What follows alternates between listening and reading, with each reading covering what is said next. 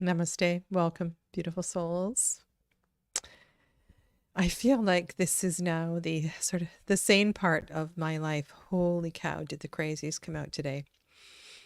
Oh, it's lovely. Absolutely lovely to be here. And welcome back for those of you that are new. Welcome to you. Welcome back to those of you that are working with this deck. And I spent a little bit of time yesterday sitting with the sevens and the chariot. And I think this is going to be a good discussion tonight. So I look forward to your contributions as well too. Happy Wednesday. Is it Wednesday? I don't even know what day it is. Wednesday. Happy Wednesday. All right, a little discombobulated, so just give me a moment here to settle in. So we have gone through quite a few of the cards in the deck so far. So today we will have the sevens covered, and this sort of step-by-step looking at the numbers is, for me, a really useful way to see what the deck creator is building into the deck, and if there are intentional associations between the major and the minor sevens. This is something that's always important to me, and I want to understand where the creator is coming from. And today, if I say, I just lost you all. Oh my goodness. If I say anything that it doesn't sit comfortably with you in terms of the guidebook, please forgive me. I'm in the process of creating a video that is revisiting a video that I did earlier about what does it mean to be an intuitive reader and what are intuitive decks. And there were a lot of hashtags out around this topic. I did respond to it, but I've had quite a few inquiries here. And I think what I am doing with this deck is a really good reflection of me as a reader and how I approach a challenging deck.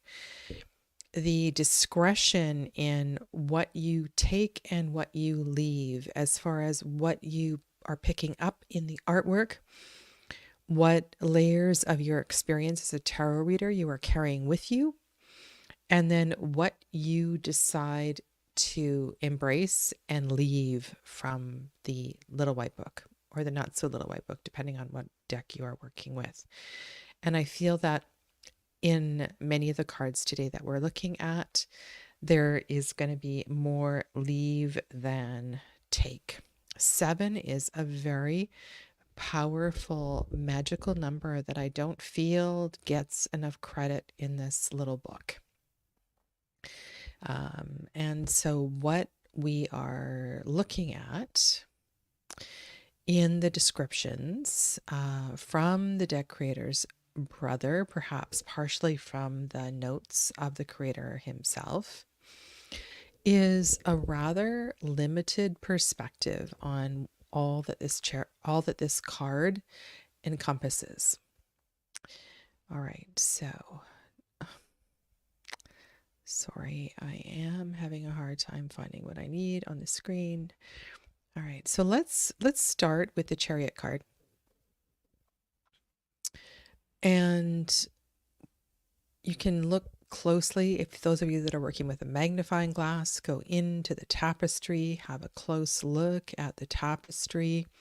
The scene that is on the tapestry is a hunting scene.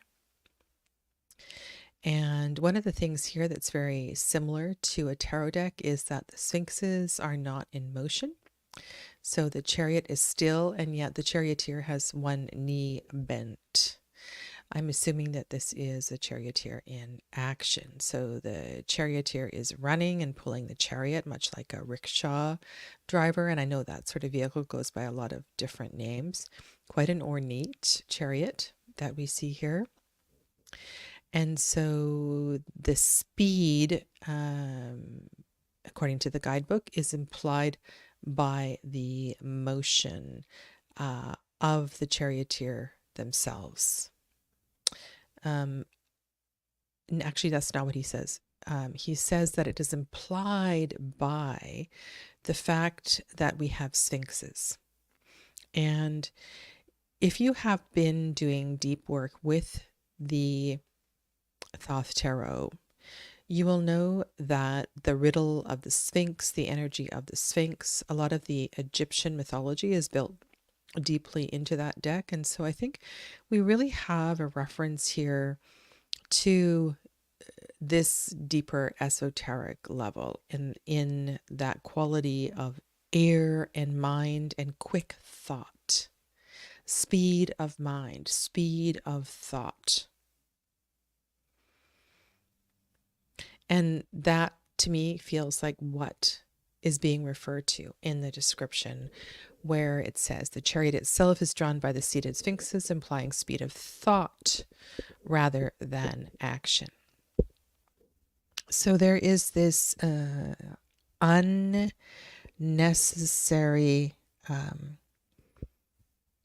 what is unnecessary is to speak one's thoughts. This is about telepathic energy, communicating through the mind, and the ability to understand and read minds across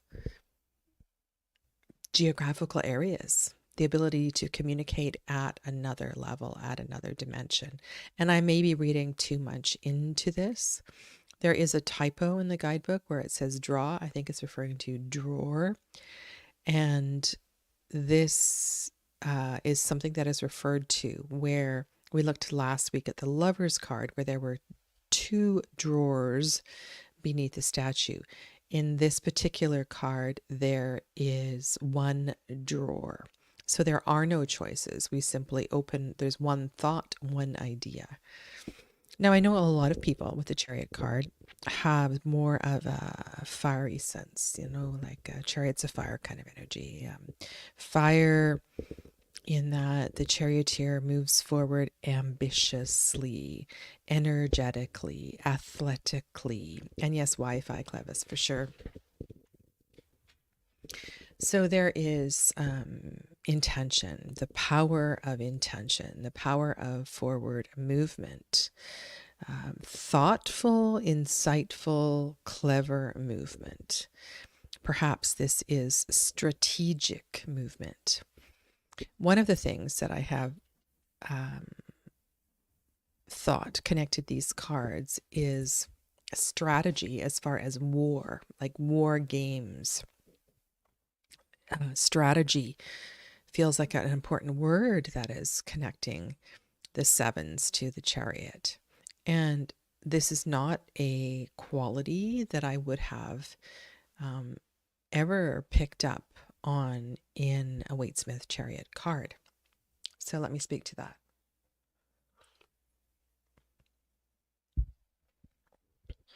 I feel that the Chariot is very much still in sort of a rookie level. We have, we're leaving home, we're leaving comfort and heading out into the unknown. And this fits so beautifully with that transition from 6 to 7, 6 of Swords. We are leaving, we are moving on, and we're moving from the 1st to the 2nd septenary. We aren't looking back in any Chariot cards that I have seen. And this feels, it's bold. It's a bold movement, but it's still very early in the journey. Now it is a 7, and I always want to remember the power of 7, the magic of 7, the mystery of 7. It's quite an accomplishment. To get to 7 is a big deal. It really is. And I think there is definitely implied, or some people might say it's not implied, courage here. There is tremendous courage in the Chariot card. Now, I find it immensely interesting how the Golden Dawn correspondence places this at Cancer. And Cancer is so deeply entwined with family and family of origin and childhood trauma and mother issues and things like this. And that the Chariot is leaving home, moving forward, perhaps trying to find oneself at a new level, at a different level, learning to see oneself as an individual, not from the terms of mother, not from the term, not from the identification of family. And this is really hard. Who am I outside of my family? And will I be able to come back? Will I be allowed to come back? Will I have the courage to come back? And when I come back, will I be the same? Of course, I will not be the same. But this is a really interesting level and layer here. I know Clevis is doing the one of the courses I'm teaching right now, Tarot Through the Chakras. This layer is so interesting. This is very root chakra. It's a huge root chakra issue, in that when we break away from, we can call it family, we can call it tribe, we can call it home, we move beyond the root chakra. We venture out, we venture beyond. It takes tremendous courage to sort of let go of that identification. And the challenge is to be able to go back and forth and be exactly who I am, and not morph back into that version of myself that I was, that I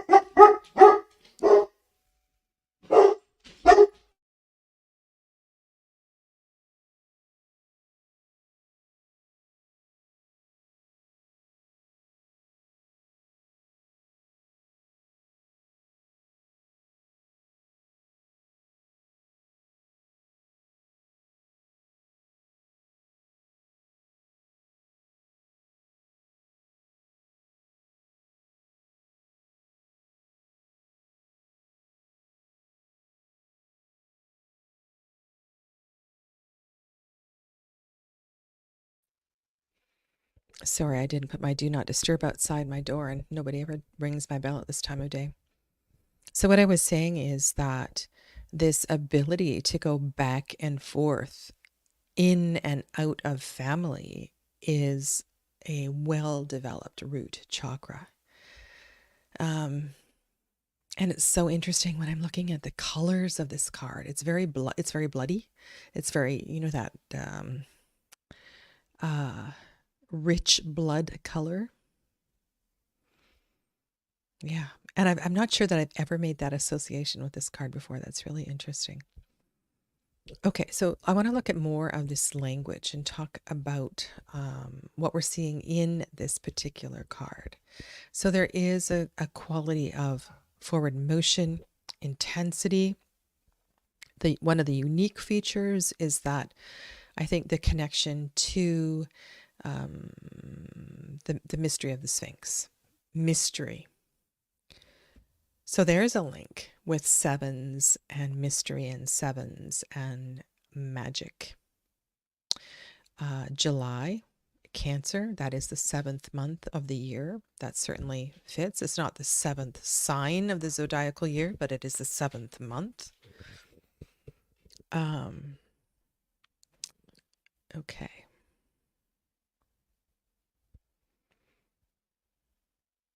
The adjective, so ruthlessness is mentioned here.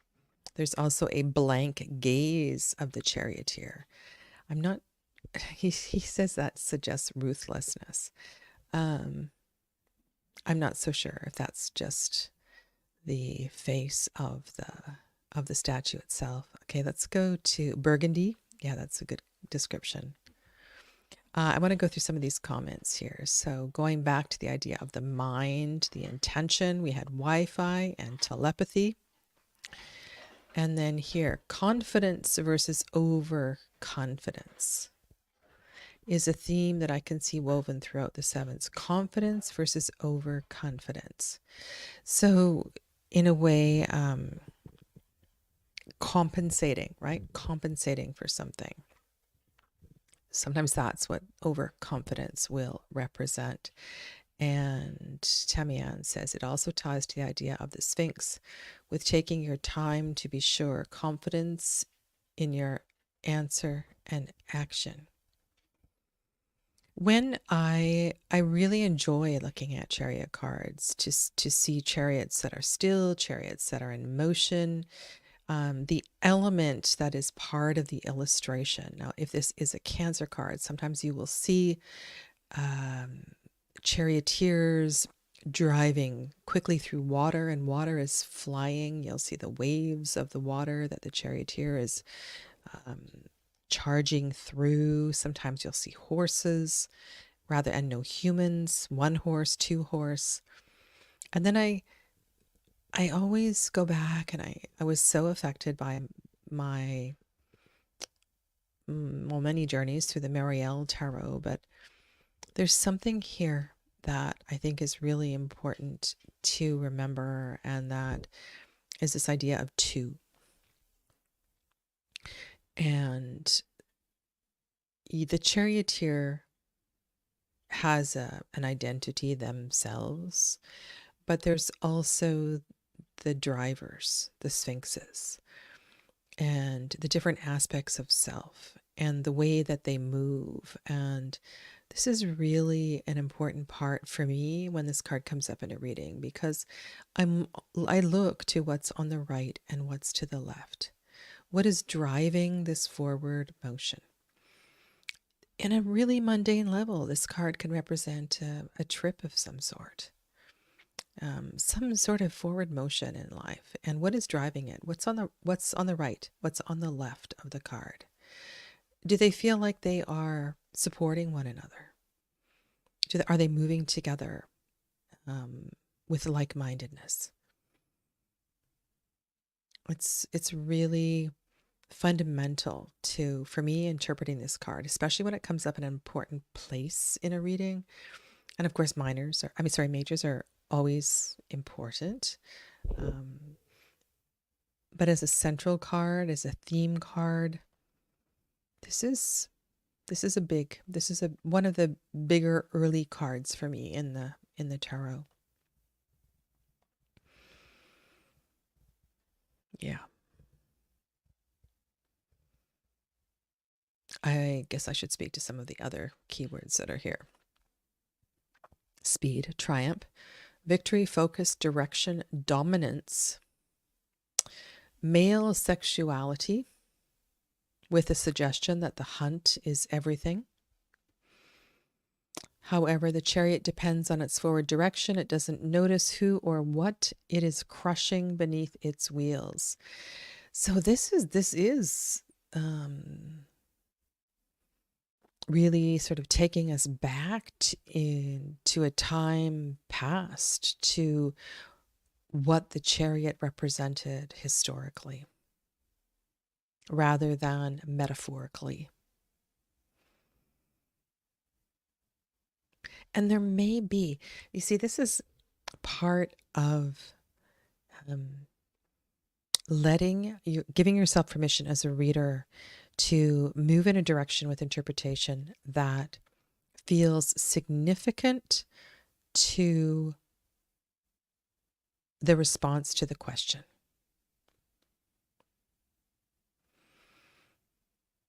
And so having as much information and knowing that you have choices in terms of how the card is interpreted it's freeing. It really is. It's freeing and adds so much richness to the possibilities of a reading. I cannot say this card means two or three things. It has so many possible layers of interpretation. And I mean, this is a bit of a rant, but it drives me nuts when I'm going through Facebook and some of these Facebook groups where people say, well, I don't understand this card. What does this card mean? And, they're looking for a short answer. It's so complicated. And tarot study is a lifelong study of just an immense body of knowledge. I want to go to the water comment here from Tamian. With it being a water card, I like to look at how the emotions are influencing the actions and choices in the situation. Yeah, that makes sense. And I also thought too as a 7. So if you are working with the planets that are associated with the Sephira on the Tree of Life, Sephiro on the Tree of Life, this is Venus. So there is and that fits so beautifully with the 2, 3, and 4 of Cups if you're working with it astrologically that way. So it's early in the emotional journey. There's not a lot of experience here. And maybe that explains some of the confusion and rashness in the minor 7s, especially when we're looking at heavily illustrated decks like the Waite-Smith and things like that, where we see in the 7 of Wands, 7 of Staves here, an individual who looks like they are defending themselves. They are standing over a group of 6, 1 over 6, 1 higher than 6. 6 plus 1 is another really interesting way to look at 7. 6 having been completed. I've completed the initial 6 stages, and there's a sense of separation with that 7. It's a going out. Now the 7 of Wands, the 7 of Staves in this deck, we have 7 wooden soldiers on a chest of sorts, and so we do get that sense of protection and defensiveness. Maybe there is a sense of action and war and intention and all of that here. But with the 7 soldiers standing side by side, it feels like a united front. And isn't that different and beautiful, really? But there's something that needs standing up for. I think regardless of whether we're looking at 6 plus 1 or an image such as what we see here in the Tyldwick, it feels like there's something either we are standing up for or we want to protect. 7, not 7, but fire calls to, it's important, it's who we are. It's our reason for being, so closely connected to our dharma, our life purpose. And so this is a very important card to me. I think it tells a lot about the person. And I think it comes up quite frequently in readings with the Chariot itself, in that there's a statement that an individual wants to make when the Chariot comes out, saying, I am. This is who I am. I am ready. I am standing on my own. I am strong. I am courageous. And I feel this. I feel this intensely. And so there's this really interesting mix of virility and emotion in this card. Oh, yes, the red drape. Okay, so in the 7 of Staves, Tamian points out the red drape that's on the top left. Okay, what do you say here? A play, drama, showmanship. The puppet theater. Like the curtain could come down at any time. Again, another card that it's like Pixie's art with the stage. Yeah. What is the querent's intention? Are they moving for the right reasons. I think there's some hard questions that could be asked here, for sure. Okay. If there's any particular word or keyword that Neil or Joe mentions and you want to talk about it, let me know. Okay. Okay, so let's go to now. The Six of Cups is very, very mysterious. Just going to get it up bigger here on my screen because I can't really see it where it is.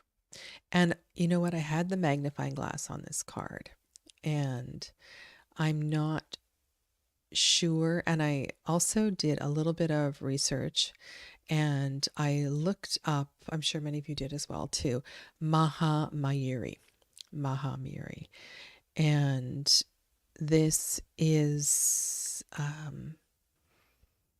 an aspect of Devi, an aspect of the goddess. To me, I mean, I can relate the mythology of this in a few different ways, but Maha Mayuri,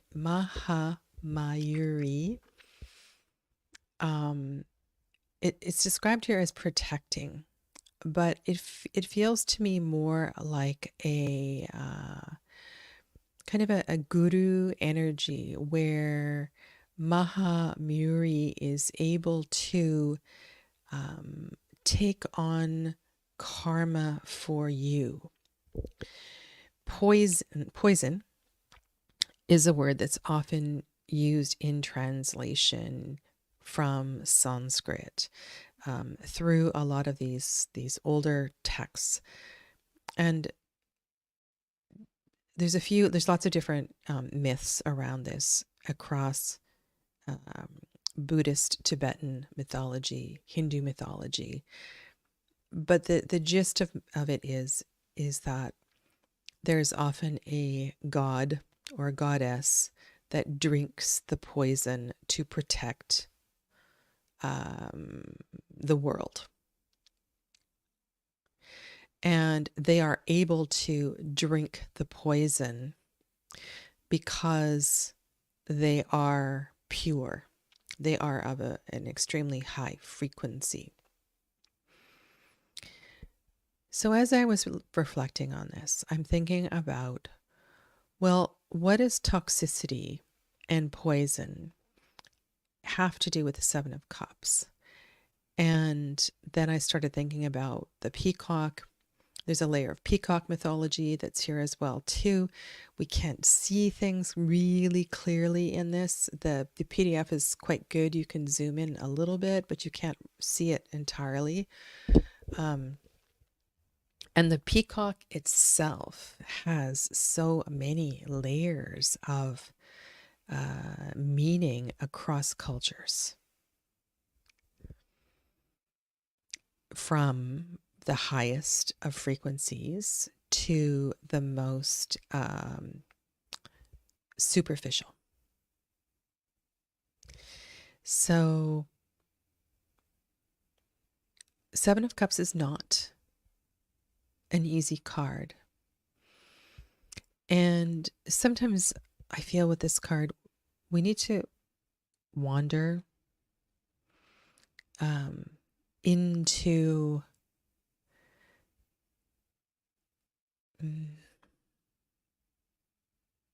I do like the association of this card with Scorpio. And if I think of poison and I think of Scorpio, I think of the facing of poison, the facing of toxicity, so that we can learn through it.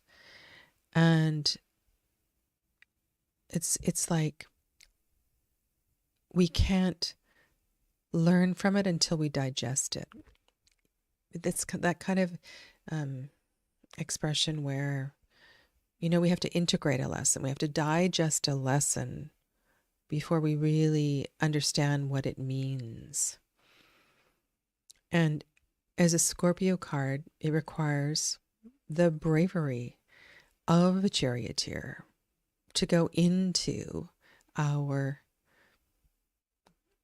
greatest emotional challenges, the deepest of waters and the deepest of mysteries. This card also feels very smoky to me, like lots of incense. Nothing's really clear. We could be, on some sort of psychedelic trip here for sure. And the iridescence and the colors of the peacock feathers feel kind of like that as well too.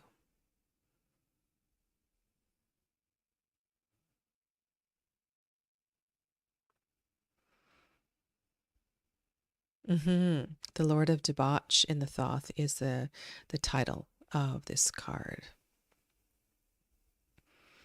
I think poison is a really interesting word. Pick, where do you hear the phrase? Pick your poison. Pick your poison.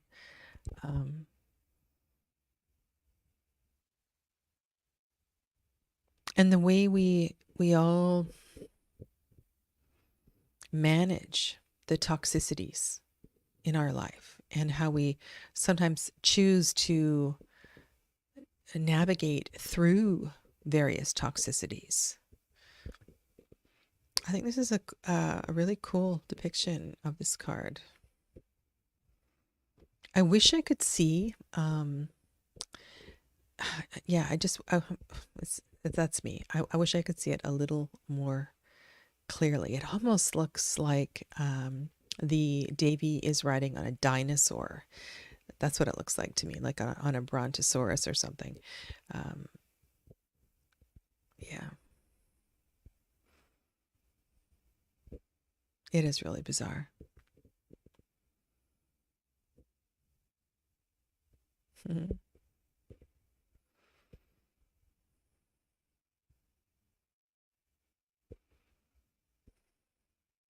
How about Alice in Wonderland?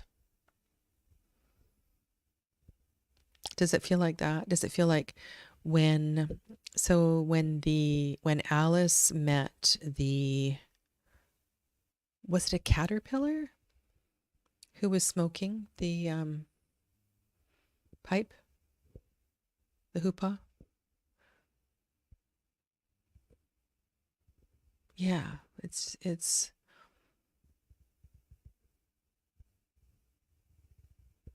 I think this card says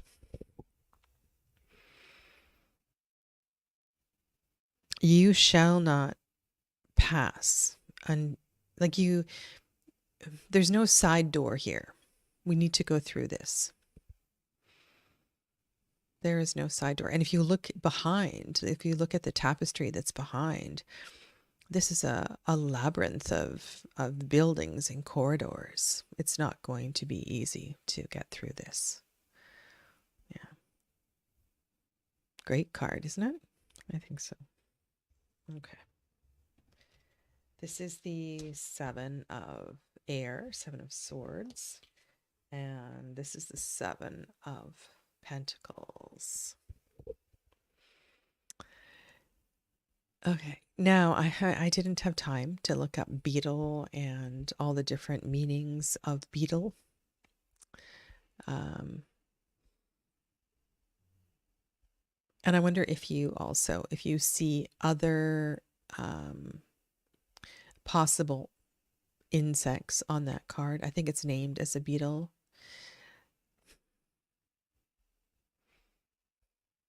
Could it be a cockroach?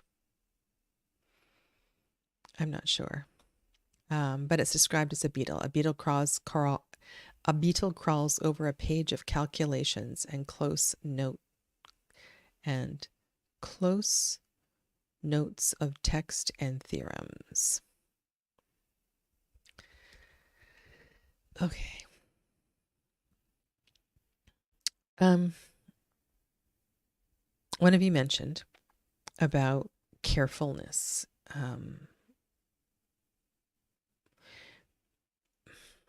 Why is the charioteer paused? I think this is a good question. Why do they hesitate? If you know the story of Arjuna on the field in the Bhagavad Gita, you can use that story. I think it's one thing to leave and another thing to keep going. And we get to this place where we question if leaving was in our highest. And so there's this discretion, this discrimination that happens very early on in the chariot journey. The words, the numbers, the theorems that are on this document require careful reflection. This is a card of mind and thought and perhaps overthinking. But 7 also, let's go back to that association with magic. We can, I'm sure you've all seen those on TV shows, movies, where words become alive and formulas start to float off the page. And what was science becomes something quite mysterious. I think the power of voice and word and thought and intellect, and if we're going to bring in the passion that is behind the creation of all of that, when it all comes together, it's the power of word, the power of thought, the ability to move forward with word and thought, to utilize. Now there's something here that's kind of important, in that this is still in go back to what I said before. This is still in a fairly early phase. It's still growing. It's still in development. This is a theory. It's kind of like at the beginning when there was great skepticism around the COVID vaccinations and the rDNA sort of vaccines. And I remember the distrust there was in all of that. Maybe this is too sensitive of a topic. Maybe we could think of something else. There's research, there's information that's on the page, but it's not to be completely trusted. It needs more time to digest. And there's that another common thread again. So Tamian looked up beetle, clear thinking, protection, and clairvoyance. Ooh, okay. Well, that certainly fits in with the theme of all of this. Just going to take this one out of the story for a minute here. And so quite a jump from the lack of clarity in the Seven of Cups. But, in one sense, there needs to be the determination to face something in the Seven of Cups, to choose your poison and to go through it. Perhaps the Seven of Swords, the Seven of Swords is the insight that follows that,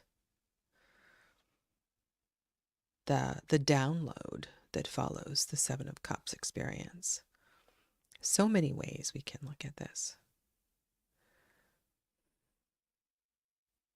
But I think the danger here is in the arrogance that this theorem, that these numbers, that these words are the answer.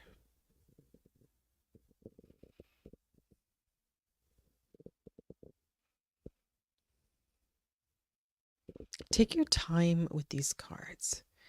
Really find your own vocabulary and range of meaning for the numbers.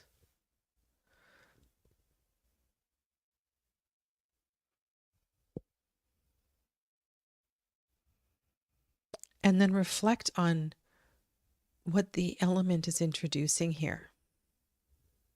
Yeah, deal with the devil.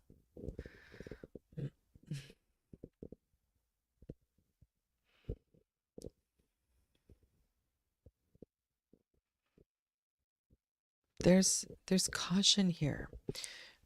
And going back to the Chariot, this idea of right brain, left brain, the whole self moving forward and through is really important.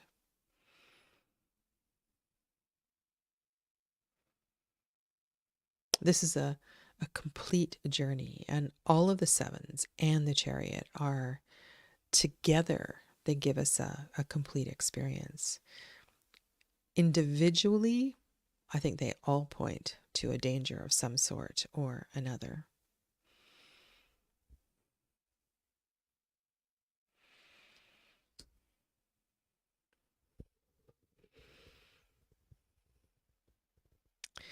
At the end of last week, I said I was going to pull out all of the door cards in the deck.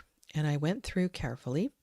And do you know that there are, oh, this is the 5.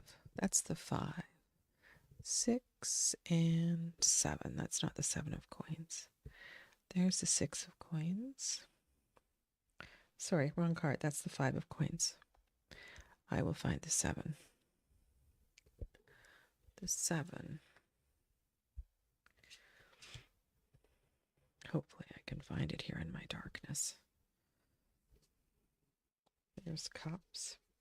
There's only 3. I could only find 3. These are all majors.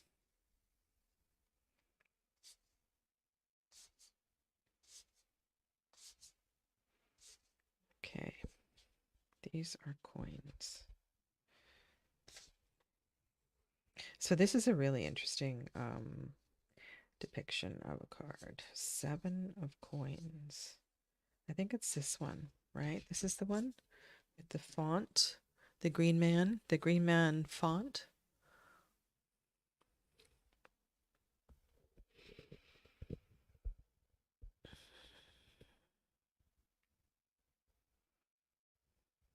So how can we tie all of this in? You know, the green man is a interesting energy.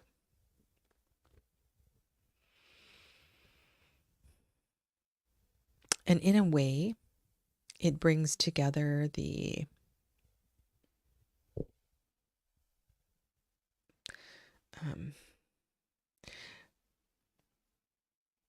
if we look at the Pan energy, the Dionysian energy, we have the poison, you know, we have the wine, we have the abundance, we have the greatness of life. Everything is green and rich, and sometimes we forget how good things are. We forget to check.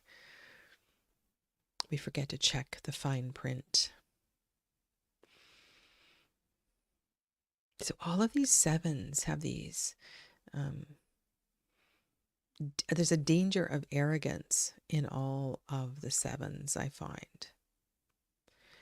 We need to be careful to not overdo it in any of the sevens. And I think that could apply to most of the decks that I have worked with. I'm going to read you the description here, and then we'll look at some of these other words.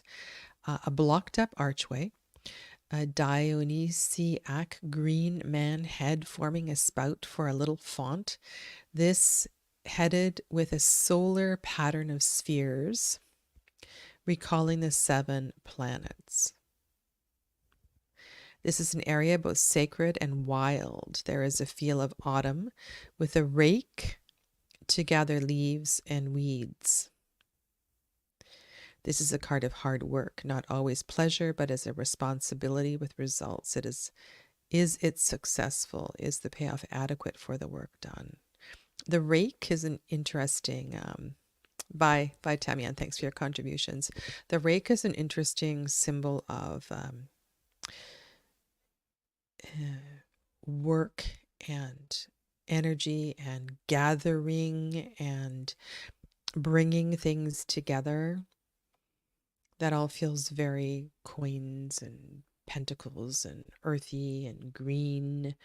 And again, this is another coins card where there's just so much in the card. A lack of clarity here. In a way,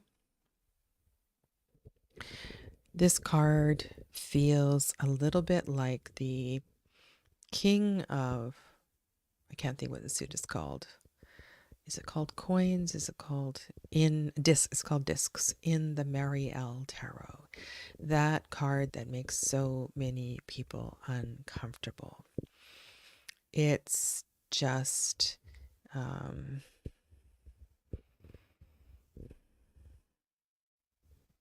again, it's that arrogance thing with having too much.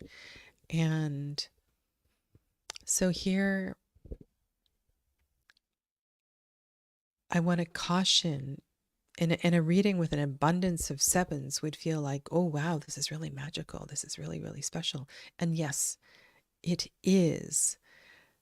But let's not forget the lessons here and forget how, in terms of the chariot, where we are. Let's not forget our place. Let's not forget how much more there is to learn and to move through. Yeah, entitlement. Thank you for that word. Mm-hmm. Now, one of the descriptions here is that this is blocked. And so why can't we pass through here? Have we become stuck? Did we take a detour? Did we get lost in the energy of the Seven of Cups? Or is this a place where we can pause and luxuriate? I think these are all good questions.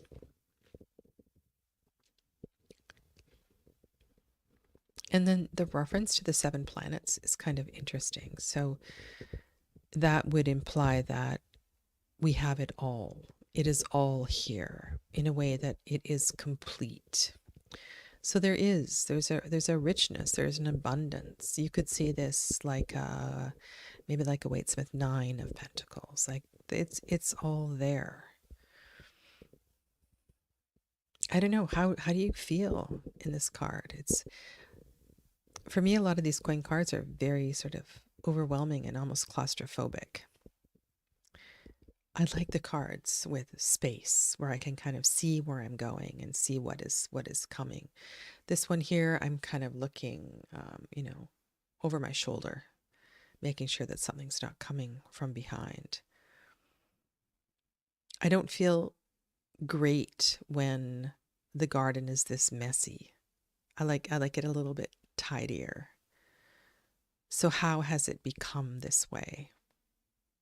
And I want to reflect on this when I'm putting these cards together in a reading, because we have something quite different in the Chariot card than here.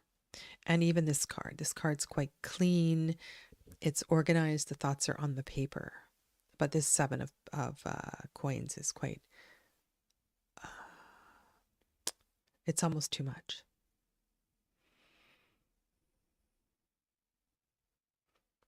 Anyway, give it some thought. I will have a look at each of the suits and go through the suits from ace to 10 and look at the sequence of the building of the energy. So we will do that. So you can look at all of the coin cards and see how the space becomes more crowded or the color slightly changes, because I think that's important.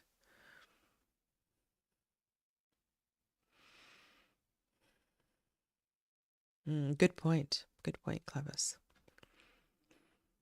Okay. All right. So we'll do that. We'll do that in a couple of weeks. We still have 8 and 9, the 8s, 9s, and 10s to compare. Okay. So thank you. And I look forward to other comments as well, too, so we can continue to enrichen this conversation of this deck. But yeah, I hope you're enjoying it as much as I am. I'll see some of you later. Take good care of yourselves. Namaste. Thank you.